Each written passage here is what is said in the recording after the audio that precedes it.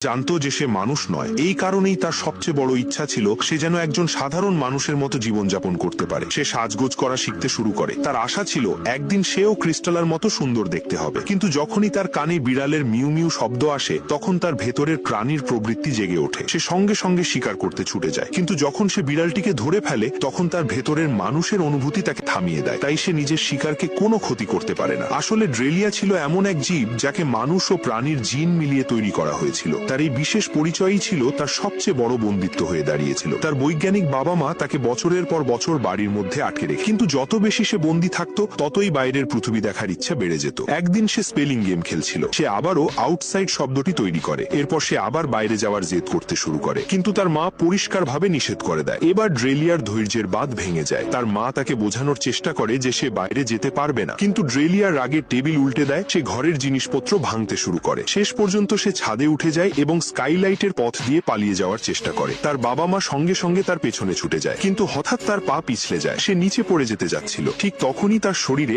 আবার পরিবর্তন শুরু হয়। তার দুই বাহু বিশাল ডানায় পরিণত হয়ে যায়। এটা দেখে তার বাবা মাও অবাক হয়ে যান, কারণ এই জেনেটিক পরিবর্তন তাদের কল্পনার থেকেও অনেক বেশি ছিল। ড্রেলিয়া উড়ে যেতে যাচ্ছিল, তখন তার বাবা তাকে ডাকেন। তিনি তাকে বলেন যে তারা তাকে অনেক ভালোবাসেন। তার বাবার কথা শুনে ড্রেলিয়ার ভেতরে থাকা মানুষের অনুভূতিগুলো আবার জেগে ওঠে। সবসময় তার মনে হতো তার কঠোর মায়ের তুলনায় তার বাবা তাকে বেশি বোঝেন। এই কারণেই সে শেষ পর্যন্ত থেমে যায় এবং বাড়িতে ফিরে আসে। এরপর তার মাও তাকে একজন সাধারণ মেয়ের মতো আচরণ করতে শুরু করে। সে তাকে সাজগোজ করা শেখায় এবং তার প্রশংসাও করে। একদিন আলমারিতে কিছু খুঁজতে গিয়ে তার মা কিছু ছবি খুঁজে পায়। এই সব ছবি ড্রেলিয়া তার বাবাকে নিয়ে এঁকেছিল। তার মা তার আঁকার প্রশংসা করে। এটা শুনে ড্রেলিয়া লজ্জা পেয়ে এক কোণে লুকিয়ে যায়, কিন্তু ঠিক তখনই তার মা আরেকটি